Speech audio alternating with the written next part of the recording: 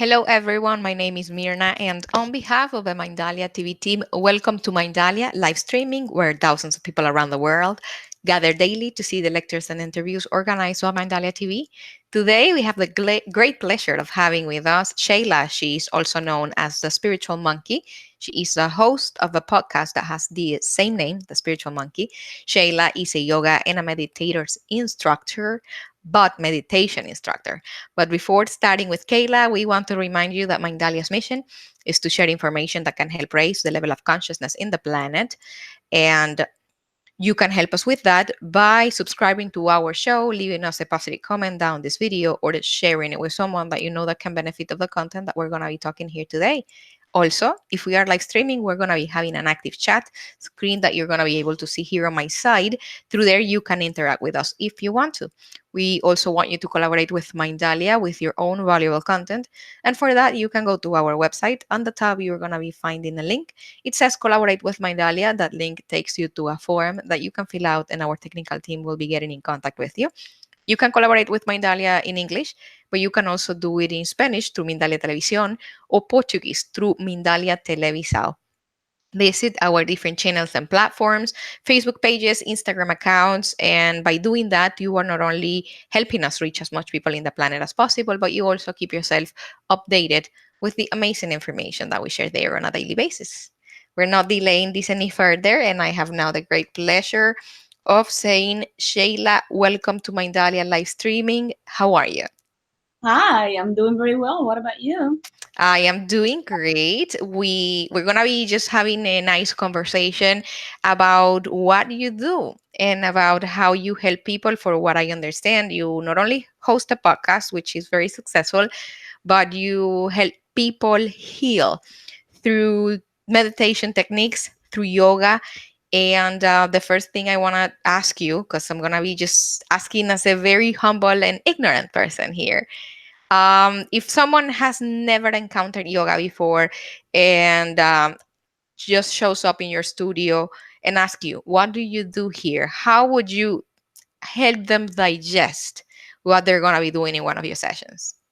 Well, first of all, I think most of the teacher, not just me, most of the instructor, we always ask about if it's the first time. We want to make them feel comfy and welcome. So, first things that I do is always tell them, listen to your body, right? So we can challenge our body, but un, until until some point, it's not like you're going to make a fracture or something that your body can't handle. So first thing that I do is always talk with them to make them comfy, and of course welcome in my place. After that, I always talk about that we have variations into yoga and also meditations. So we don't need a perfect yoga poses. So our yoga practice is for everybody is just individual. So yours is not same as mine or my other students, and there's people who have experience, people who don't have, and that's okay. It's just go with the flow and enjoy the moment. I love it. Thank you. And let me ask you something. So you are also a meditation teacher. If someone asks you what is meditation, what would you tell them? Be in the present. That's all. Meditation is more than people is thinking right now about what is a meditation. Most of the people think that meditation is just doing some mudras, close your eyes, focus, and have your mind on blank. And that's not true. Like, if we are here talking each other and we are just paying attention to this conversation, we are doing kind of meditation, which is called mindfulness. So, and that's okay. You don't need music and incense and an altar and all these things that people always seeing in the movies and most of the meditation places. I think the meditation practice is, and it has a little bit like has been like a transcendent in the sense that is not anymore that picture about having a sit, lotus position, and just meditate.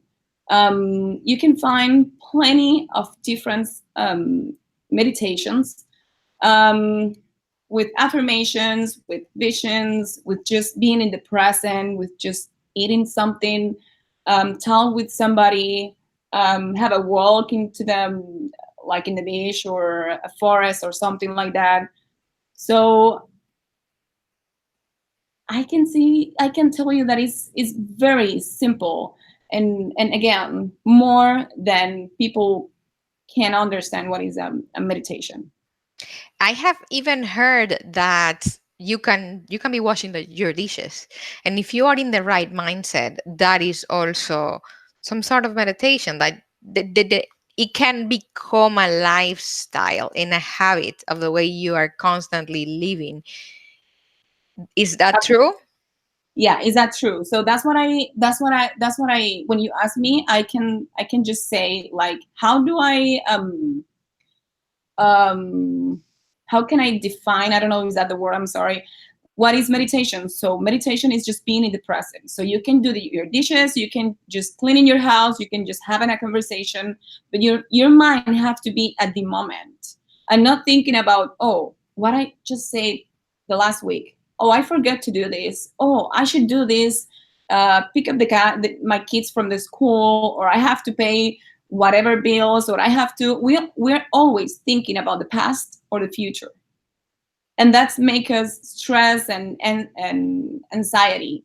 So if we are in the present, just like that, without taking a seat and put your mind in blank, which is not true, and meditate like a regular, like a people usually listen around, um, that's okay. So you can just meditate being in the present.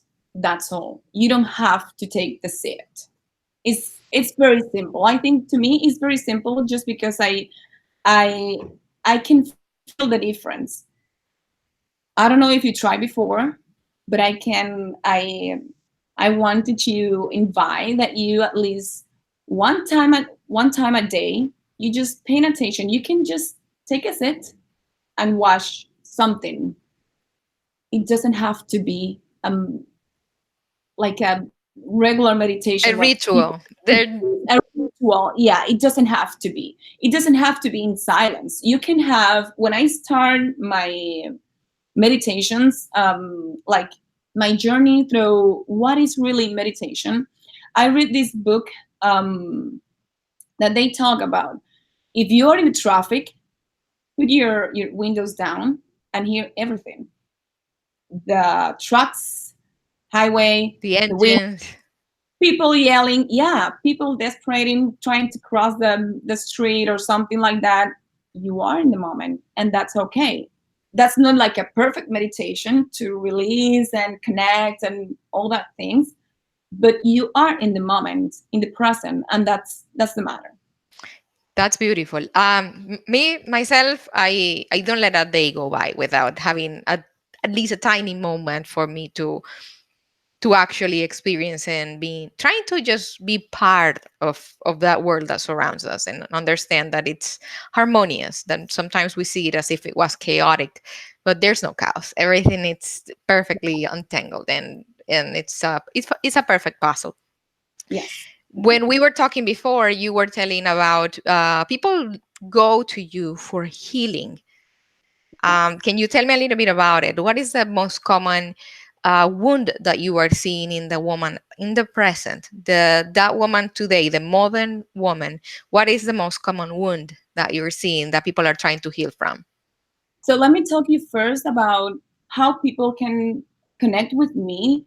When I started all this journey, I started with my podcast, and I think it was very good to share my story my with my community. And so that was the first time, the very first time, that people goes like, oh, I can heal and connect with myself doing this kind of practice. So since I started to talk about myself, then the girls start to contact me like, hi, I'm having this situation, like a divorce, or oh my god, test for my university, school, college, I'm sorry, or I'm just having a bad moment at work, my boss, my family. And that's the most common thing. Is not the situation, it's about the people always wait until last minute, like I am desperate. Drowning. Yes, I'm struggling. I have anxiety. I have stress. My body is yelling at me. You know, when your body hurts too much, it's kind of a way to tell you like there is something that you have to work. And so that's the most interesting that I find in all this journey, is that people always wait until last minute to, you know, like when the things is just awful, to say, oh, I think I need some help. And first I try to make them know, like, this is step by step. You can't fix things just like that. It will be fantastic, but it's not. And so first I think you have to find yourself and try to find a place where you can be just quiet and just listen to you and listen to your body. So that's the first thing that I tell them. I know I'm probably kind of talking more about the question that you give me, but it's because it's something like, how do you say, like it happens every day, like habitual or something like that. I'm Yeah, sorry about it has become a habit. a Yeah. habit. Yeah, a habit from people. And so yeah, that's the point, that people always contact me, usually women. An SOA situation. They're drowning. We can't hold it together anymore. Yes, Why do you think is that the situation like that? Why do you think we wait until we can't keep it together to look for help? we try to fix the things in a superficial way. So we just try to, okay, let me put this. Nobody likes to go deeper, Yeah, right? yeah. Nobody wants to go inside. Nobody wants to feel. Nobody wants to have emotions and being like and have this sensibility.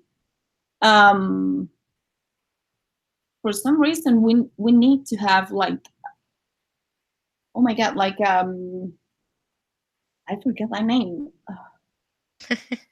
Tell me the idea and see if we can find the word. Like a Uh, shield? like a Like shield. a shield? Yes, yes. So then nobody can look at us, what we really are, what we really have, and what we really feel. And at the same time, we're trying to fix the things in a superficial way, and not from the bottom, from where the thing come, the situation comes. And that's not a really fix way to fix a thing. So I think that people just want to keep going with their life. And a good way is just say like, okay, I can fix this very simple. Just don't pay attention to your body. Just don't pay attention to the people talking Let's around go you. shopping and buy stuff so we can forget about the empty spaces. Absolutely. Yes, yes, yes. And so when the things came very deep, and you have, and you feel, and you're like, okay, I think I have to fix all the things that I have, all the issues and situations in my life. And then it start this journey about going deep inside ourselves.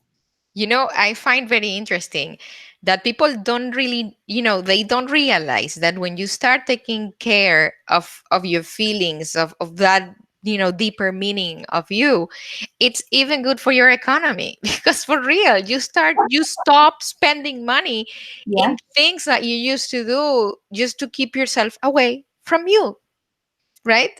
absolutely. From your thoughts, from being by yourself and listening to your inner dialogue, which tends to be the most hostile dialogue that we could ever have with anybody. Yes, absolutely. I'm totally agree. It is more cheap. Just go take a seat, listen to yourself. And probably you don't have the answer at that time. You probably will need more than one time, take a seat and be quiet and just listen to your silence. But I can tell you, it'll be more, it will be better for your wallet. It's cheaper, but it's sustainable. You can you can do it by yourself or with someone that guides you like you. And but it gets messy, right? I remember not long ago I asked kind of the same question to another guest, and I loved her answer. I asked her, why is this so difficult for us, to actually take action and start solving our deeper problems? And she was, because it gets messy. You're gonna cry, you're gonna have a tantrum, you're gonna have probably the most difficult and tiring day of your life, but the Yeah, result is actually worth it. that is totally true. And I think that's the best answer, definitely. And at the end of the day, we don't like to look at us like that because we are being like we are in a sensibility part of us, and so again, we just want to keep going and then fix it, and don't come to this place where we are gonna be um, probably judge, judging, Judge. Hmm. Yeah. judging us. Yes, and having question about to ourselves about what I did, or how I never like think about these other things. Again, we are always thinking about the past and the future, and that, and when we are in this process about healing and connect, that questions about the past and the future, believe me, it comes like through the like these kind of thoughts, and this little voice that you want to just ignore, and it's always here like It trying. doesn't go away. You just have to learn how to live with it and tell her, you know what, you don't know anything about this. Go away. And let me ask you something. Why do you choose that name, Spiritual Monkey? I find it very interesting. I like it. Yes, so at the very beginning it will be Monkey Mind, which is actually, I have my meditation group, it calls Monkey Mind, but at the same time I want something that it calls like very obvious about spirituality.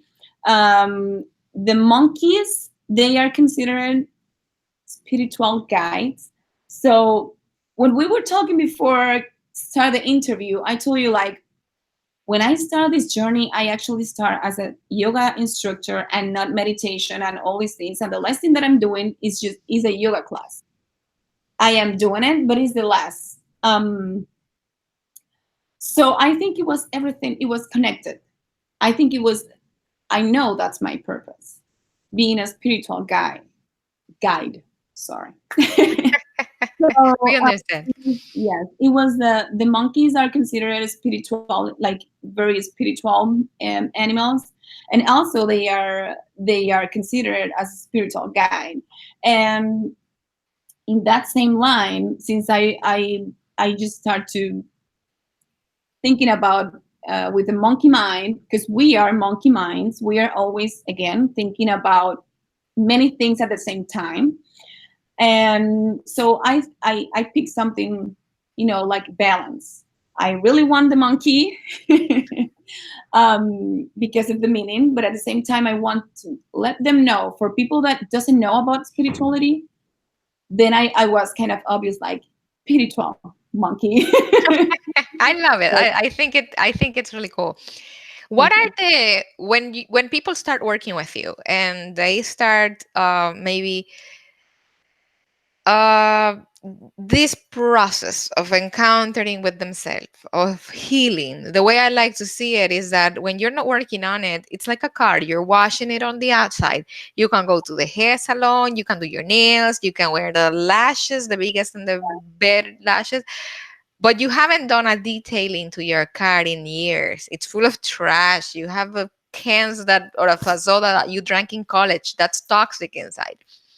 So I'm guessing for what you're telling me that going with you, it's pretty much like, okay, let's go deeper. Let's just connect with all the wounds that we have for Yeah. years, and we don't pay attention to it.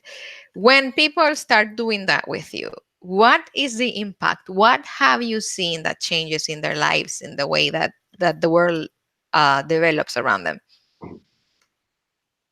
First, let me explain you this.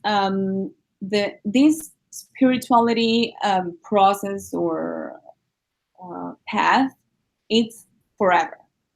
What I do is let you know, like, you have to work with yourself. And as the same as your yoga practice and your meditation practice, and actually your personal experience in life, I can't tell you about how to be in your spiritual path. So I just give you the tools. Mindalia, this is what we have. This is what I see from you. And I ask plenty of questions. And then you realize what is going on with you. I can tell you how to fix it. I can tell you the way that you have to fix it.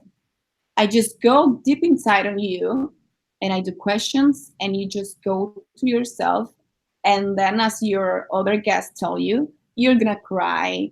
You're going to feel awful. You're going to feel sad. And after all that storm, believe me, you're going to feel amazing and like an different. That doesn't mean that you're going to be new person, all totally transformed, and then you're not going to have any problems never again in your life.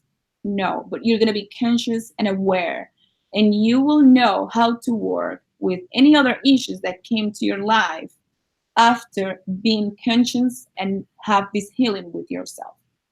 I love it. And I agree with you. It's just a different perspective. When you start in this path, it takes discipline. It takes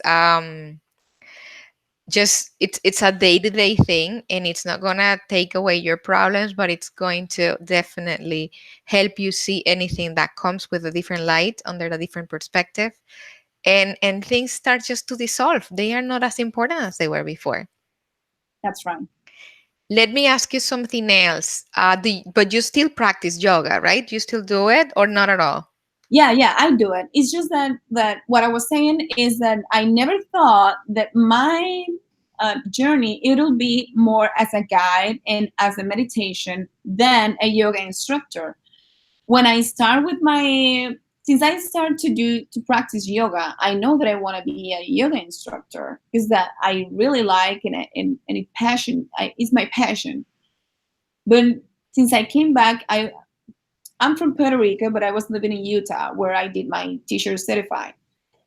And since I came back, in my mind, I was okay. Then I'm gonna have plenty of classes. And I'm gonna have students, and I'm gonna teach them how to take this as a part of spirituality. But at the same time, it was like the life goes like, no, Sheila, you have to work with other things. So yes, I'm doing classes right now. I have a series that I call Chakra Healing Series that I'm doing every month with my friend Lily Bauta from Goodness Mala, and we are doing a class which drives us to align and open each chakra. I am giving I'm bringing them community classes in different places. But probably my expectation is it was that I'm gonna be more active in classes than meditations and healing, which is okay. I love it. I enjoy the way that I can see what people don't see from. I'm gonna take you as an example.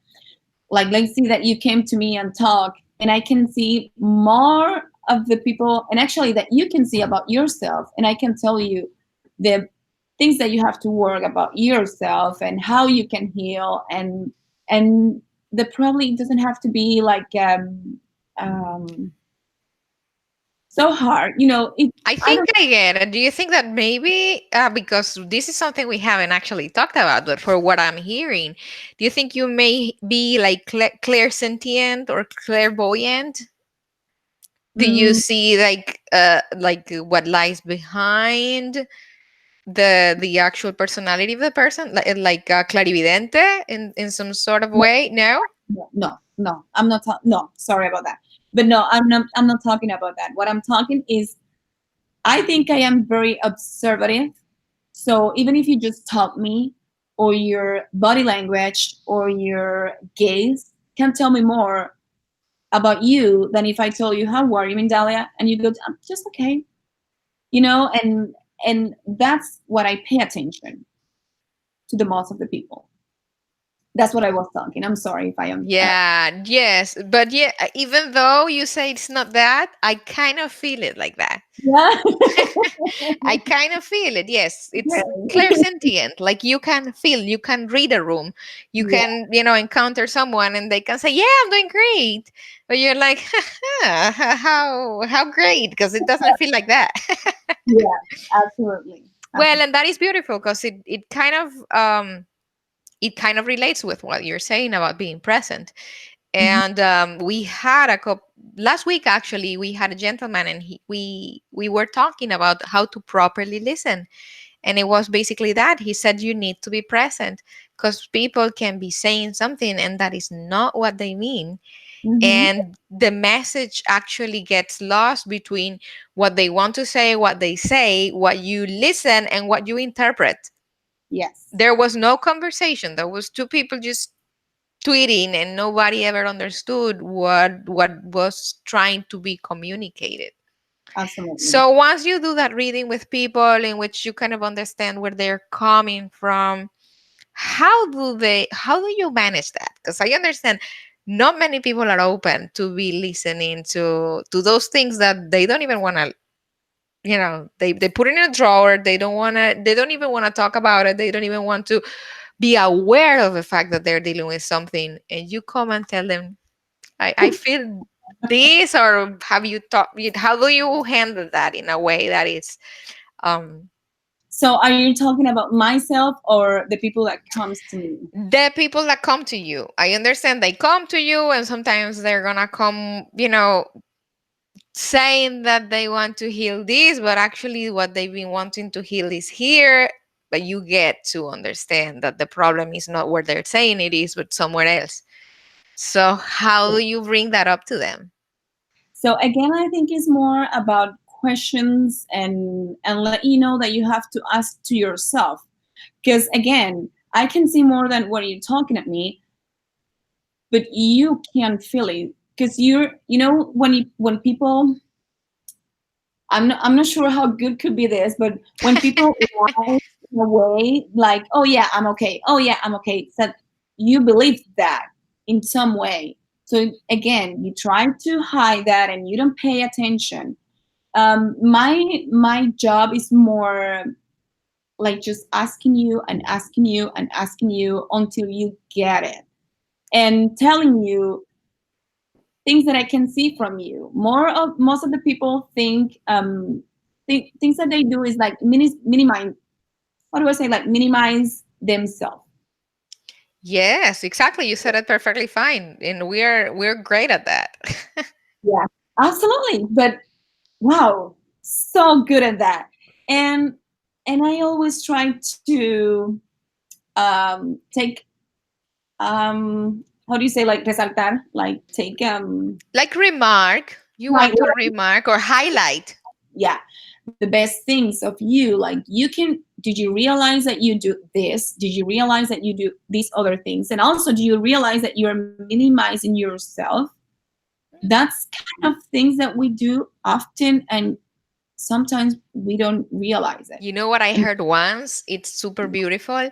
It said that one of the things we're most scared or afraid of is our own power.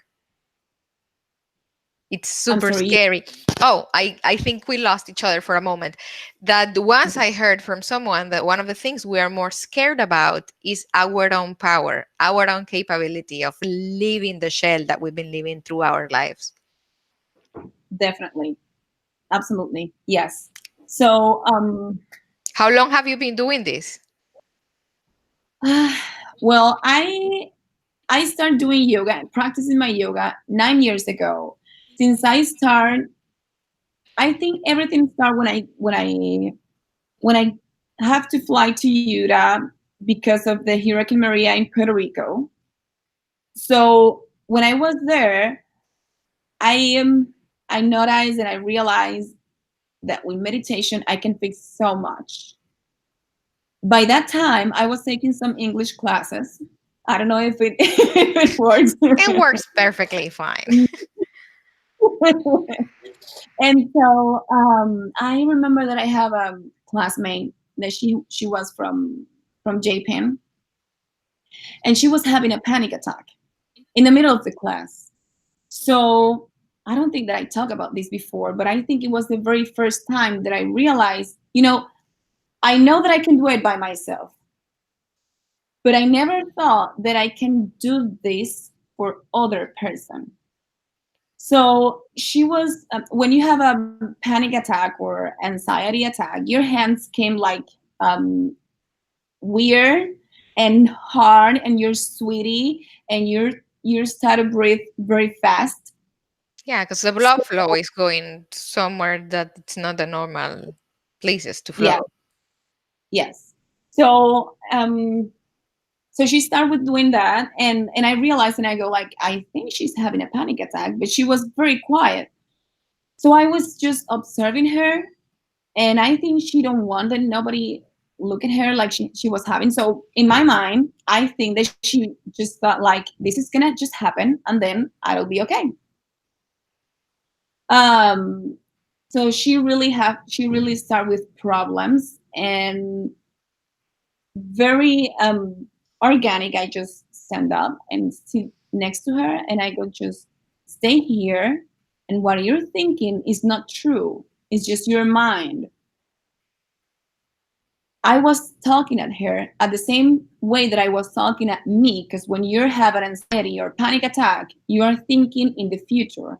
You are thinking what could happen, and you are doing a movie. You are going, you're flowing with the movie, and you are not in the present. That's why your body start to react. And so to me it was impressive the way That you that handle the situation. That's beautiful. I just, yeah, and I just did it, and she was, She trying calmed down. to calm down, and she started to breathe, and then we talk, and I think that was my very first time 2 years ago. And not only you were doing something for the first time, but you were also doing it in another language with someone from Japan. That was very Yes, powerful. yes, that was challenging to me because she don't know. By that time, she didn't have a good time with the English, so my words were very on point.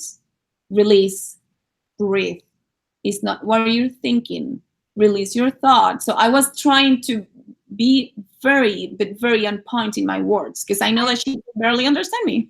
Exactly. That's beautiful. That's beautiful. And at that moment you realize that you could serve.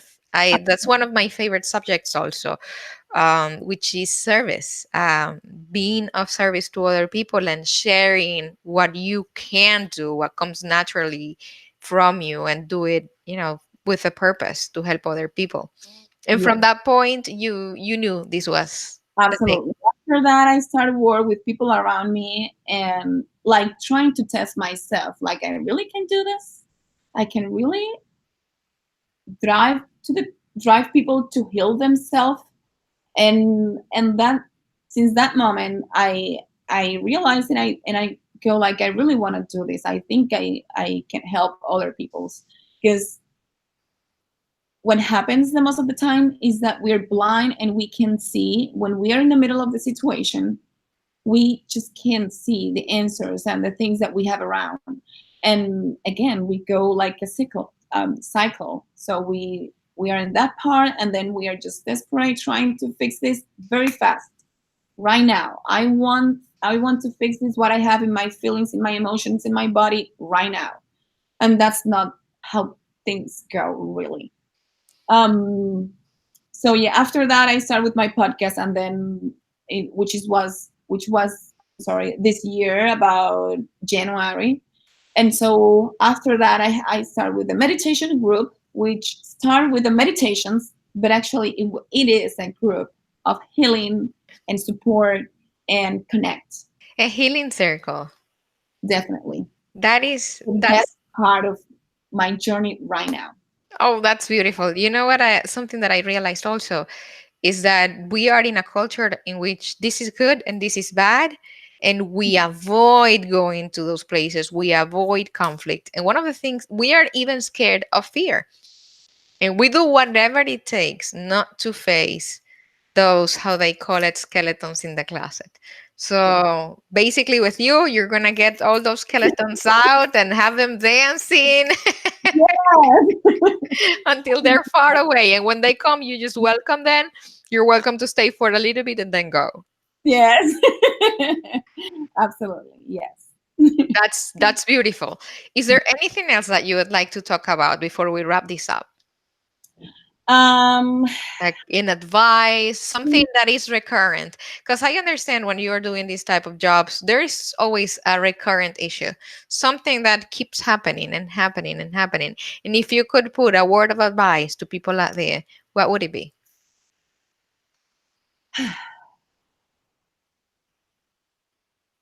Probably people who listen that from my community will say, Sheila, you have an obsession with meditation, but meditate.